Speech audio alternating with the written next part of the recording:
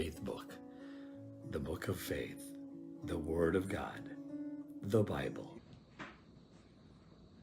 Isang mapagpalang araw po sa inyong lahat. I'm Joe Bedora Jr., pastor po ng Hillcrest, Montalban.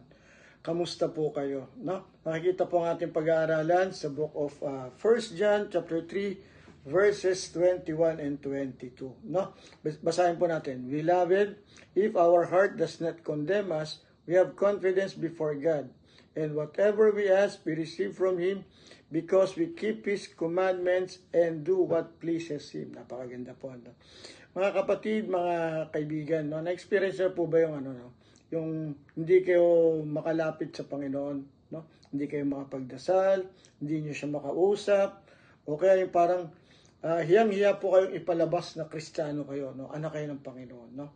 Nangyayari po yan sa atin, no? Kaya lang ito po yung magagamit nating verse na dalawa para po maging clear po yung ating pag-iisip pag ito po yung mga na-experience natin. No?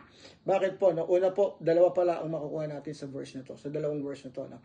Confidence before God and confidence in prayer. No? Ito po, una-una, confidence before God. No? Huwag po tayo sanang matakot sa Panginoon kung tayo ay nag-fail sa Kanya. No? Naramdaman po natin na nag-fail natin ang Panginoon. No?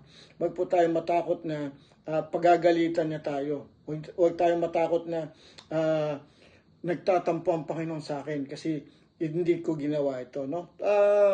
Pwede po, pero mas maganda po, maging clear po sa atin lahat na lahat ng gagawin natin sa Panginoon ay confident po tayo na humarap sa Kanya. No? Every time na kakausapin natin siya, meron po tayong taas noon na masasabing, I'm confident with my Father, no? Talking with my Father, no? We all have it when we hide sin, no? Madalas po kasi kaya po natin nararamdaman na nagtatago tayo ng kasalanan sa ating mga puso, no? O kaya hindi natin siya sinunod, no? Instead of doing this last time na binigyan tayong opportunity na parang hindi natin ginawa. And then ito na naman po, no? Maalala natin, makukonsensya tayo, no po, no? Pero po, sabi nga ng Panginoon, no? Pag meron tayong guilt feelings, no, hindi tayo madalas nakakapaglapit sa Panginoon. Pero ito po, binigyan tayo ng verse ng Panginoon, makikita po sa 1 John 1:9, if we confess our sins, He is faithful and just to forgive us our sins and to cleanse us from all unrighteousness. No? Ganda po, madalas po ginagamit yan ng mga Kristiyano, na magko-confess sila para maging pure uli sila sa harapan ng Panginoon. No? Unang-una po, confidence before God.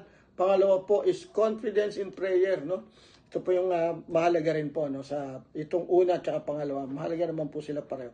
Pero ito po, nakalagay, no, and whatever we ask, we receive from Him, no? Because we keep His commandments and do what pleases Him. No? Yun naman po maganda, no?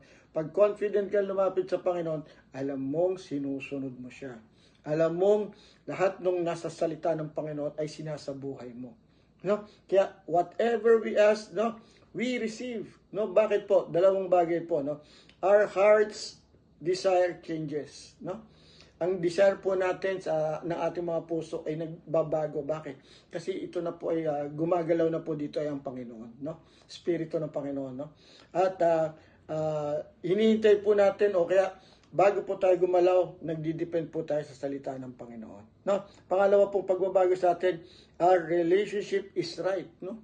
Tama po yung relasyon natin, no, sa Panginoon, no. Tama naman po, no, kahit saan naman pong relasyon, pag maganda po yung relasyon nyo, kahit anong sabihin mo, di ba, gagawin niya, o kaya sabihin mo, hingi akong favor, no, ganun po, no, gagawin niya kasi mabait ka sa kanya, mahal mo siya, nararamdaman niya, no. Yun po, ganun din ang ating Panginoon, no.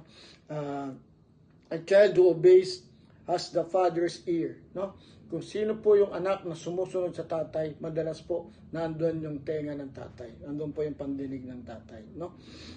What pleases God, no? Nakalagay po sa 1 John 3:23, and this is His commandment, that we believe in the name of His Son, Jesus Christ, and love one another, no? Ganun din po, no? Ipakita po natin yan. Lahat po na nababasa natin sa Biblia, yung po ay love letter ng ating tatay sa atin, no? Para sa atin, para gawin po natin, no? Unang-una po, confidence before God, no? Dapat wag po tayo magtago ng mga kasalanan sa ating puso. Ilapit po natin to, i-confess po natin to, i-surrender po natin to. Pangalawa po, confidence in prayer. Ito na po yung magiging bunga, no? Kasi whatever we ask, no, we will receive, no? Baka kasi po tama na po ang ating naka-align na po ang ating puso sa puso ng Panginoon, no? Sa oras po na ito, naway maging aral po itong maging aral, no? Maging tulong po ito sa ating buhay spiritual. Ito pong 1 John 3 verses 21 and 22. Salamat po. Good afternoon po.